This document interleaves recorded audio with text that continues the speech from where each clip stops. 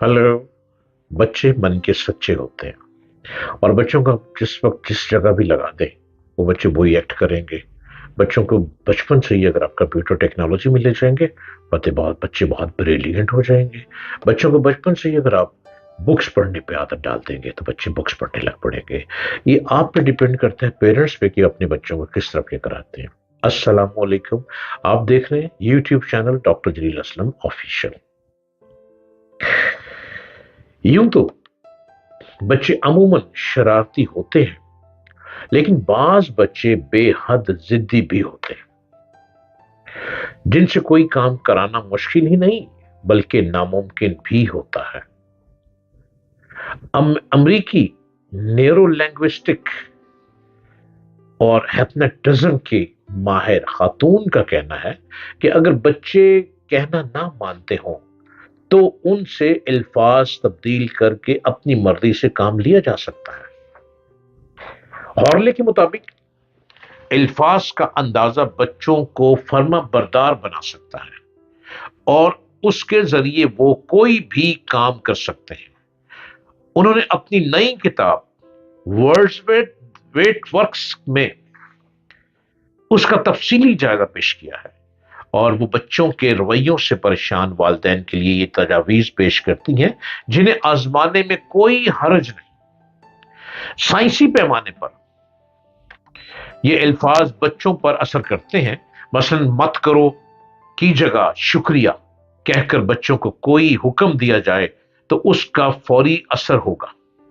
ना की जगह हां, मनफी की जगह मुस्बत, अपना कमरा गंदा मत करो और ये ना करो और वो ना करो की बजाय मुस्बत जुमले, पॉजिटिव जुमले इस्तेमाल किए जाएं जो बच्चों पर जादू की तरह असर करते हैं, क्योंकि इनकारी जुमले बच्चों पर मनफी असर डालते हैं।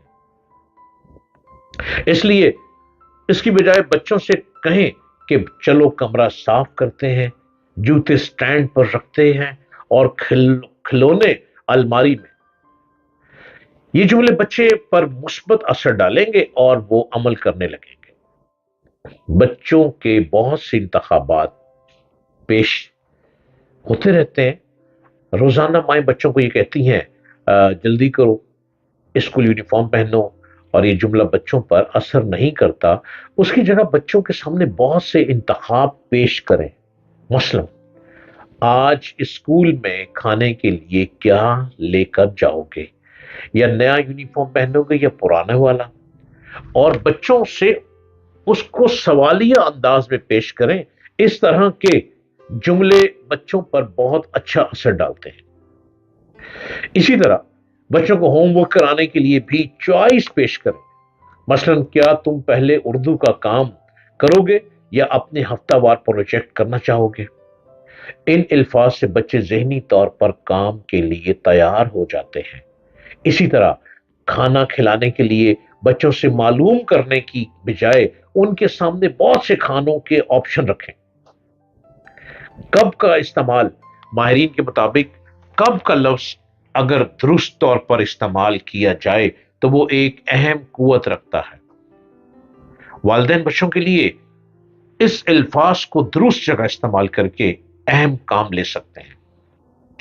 मिसाल के तौर पर, तुम अपना होमवर्क कब खत्म करोगे, हमें खाना खाना है, या जब तुम ये काम कर लोगे तो हम बाहर चक्कर लगाने चले जाएंगे। इस जुमले में बच्चे के लिए एक काम है और एक पुरकशिश तफरी। अच्छे सेल्समैन भी उन्हीं जुमलों को इस्तेमाल करते हैं। इसी तरह बच्चों को स्कूल का काम करवाते वक्त ये कहें कि जब तुम सबक याद कर लोगे तो तुम्हें खुद ही एहसास हो जाएगा कि ये कितना आसान काम था।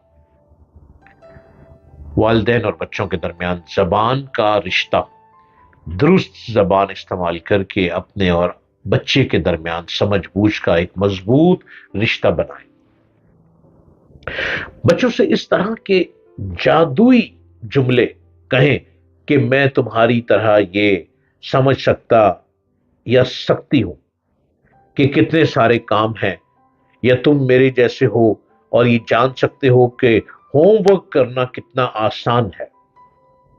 میرے جیسا یا تمہارے جیسا لفظ بچے کا حوصلہ بڑھاتے ہیں اور وہ کام پر آمادہ ہو جاتا ہے. شکریہ کا لفظ پہلے ادا کریں، نہ کہ بعد میں. بچے اپنے والدین کو خوش کرنا چاہتے ہیں اور وہ اس کی پذیرائی بھی چاہتے ہیں. اس لیے اگلی مرتبہ بچوں کو ہاتھ دھونے، ٹی وی بند کرنے یا پانی دینے سے قبل شکریہ کا لفظ کہیں جس سے وہ عمل کی جانب راغب ہوتے ہیں اور کام کرتے ہیں. ہر کام کی وجہ بیان کریں. بچے تجسس رکھتے ہیں اور ہر کام کی وضاحت چاہتے ہیں، اس لیے ان میں ایک حد تک کاموں کی سمجھ پیدا کرنا ضروری ہے.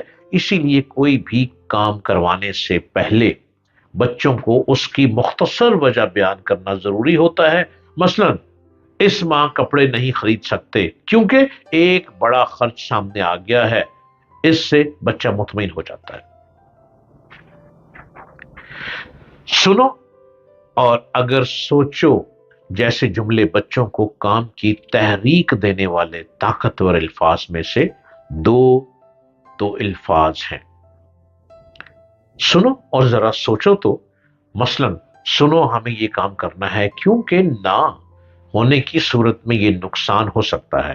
یا اگر سوچو تو کہ ہوم ورک کر لو گے تو کتنا اچھا ہوگا. ایسے جملے بچوں پر اثر انداز ہوتے ہیں اور اس طرح آپ ان سے کوئی بھی کام کروا سکتے ہیں. بچوں کا شکایتی لہجہ. بہت سے بچے والدین سے ہر معاملے کی شکایت کرتے ہیں. اس کا ایک حل یہ ہے کہ آپ ان کی وہی شکایت ان پر دوبارہ لوٹا دیں، لیکن اس میں ان کا حل ہونا اور وہ بھی بہت مؤثر انداز میں پیش کیا جائے.